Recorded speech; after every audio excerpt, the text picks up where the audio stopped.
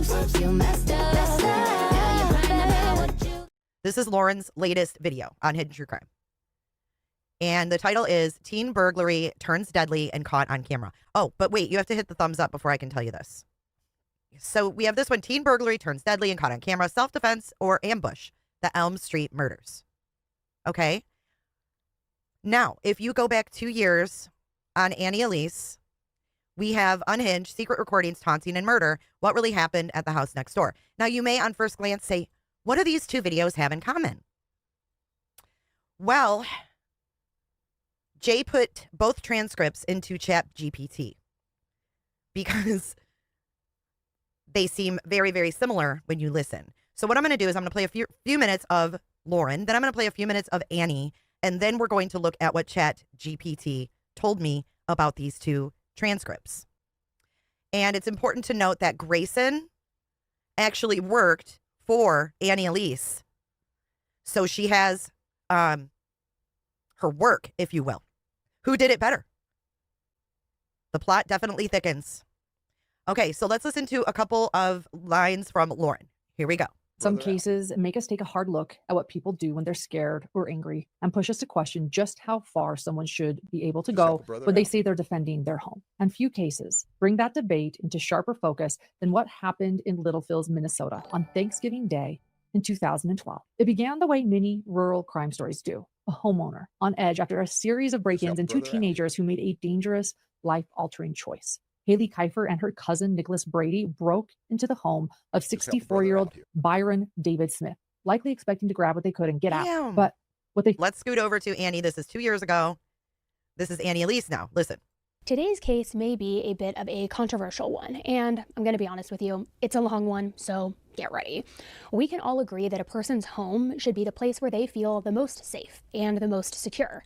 The right to bear arms is a very sensitive topic. This is regular but most speed. people would agree that everyone has the basic right to protect their home. On Elm Street, in the city of Little Falls, Minnesota, after a retired man had been burglarized nearly a dozen times, he started to feel more and more violated and afraid in his own home. So with little help from law enforcement and at his wit's end, he decided to take matters into his own hands by securing his home the best that he could.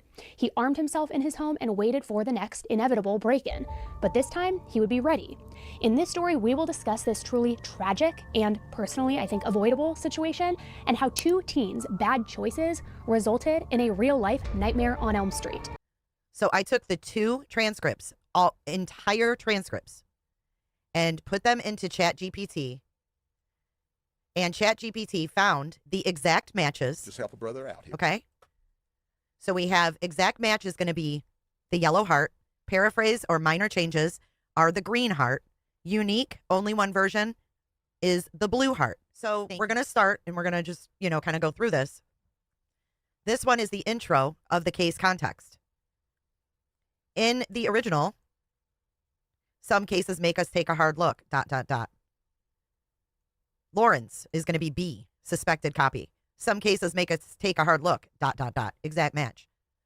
Right here in the Littlefield's background. Here's the original. Quote, "It began the way many rural crime stories do." In Lauren's, same phrasing. Another exact match. Description of teens. Haley Kiefer and her cousin Nicholas Brady, ... Same, exact match. Bryson's reaction and fear. Quote, "A man who would later say he genuinely believed he had reached his breaking point, ... Slightly reworded, same meaning. Paraphrased.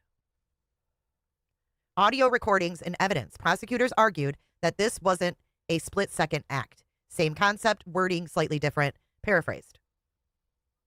The debate on self-defense. Quote, "Many people see it differently. Lauren's, essentially the same." Brian's history and military. Full biography of Brian, awards career. Almost identical phrasing. Exact match.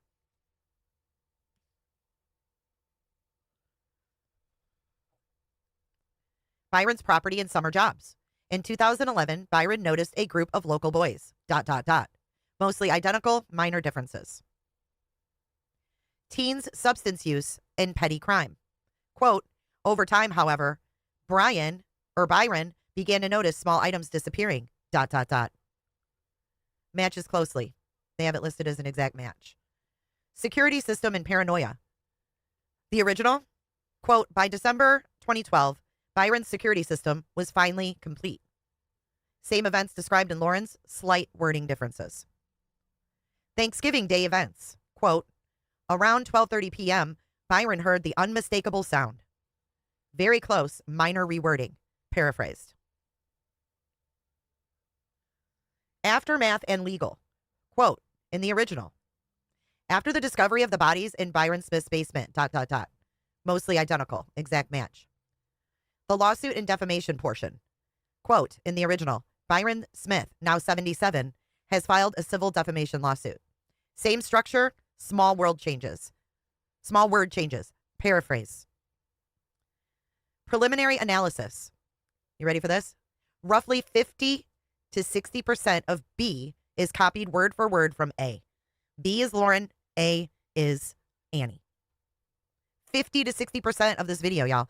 And not only that, 30 to 35% is lightly paraphrased, but clearly mirrors Annie's. Look how much is original. Only 5 to 10% appears unique or added in. So yes, B heavily relies on A, with small areas of paraphrasing and minor additions. Hoo-wee. Right? How many other of these scripts has she used that Grayson has possession of? Right? You messed up.